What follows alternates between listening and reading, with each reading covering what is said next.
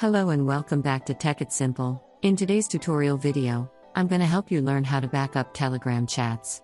Keep watching the video till the end without skipping, in order to learn how and subscribe to our channel, by hitting the subscribe button, press the bell icon, so that you'll never miss another update from us.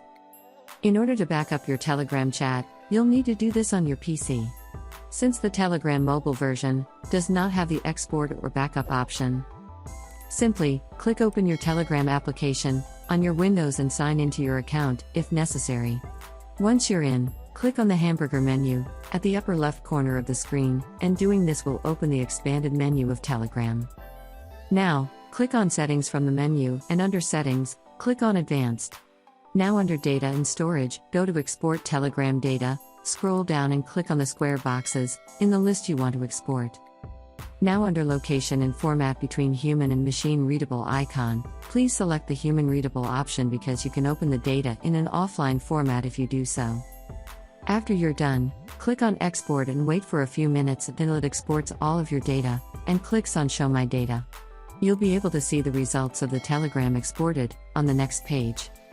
Simply click on your backups, and you'll be able to see all the data that are exported on this page.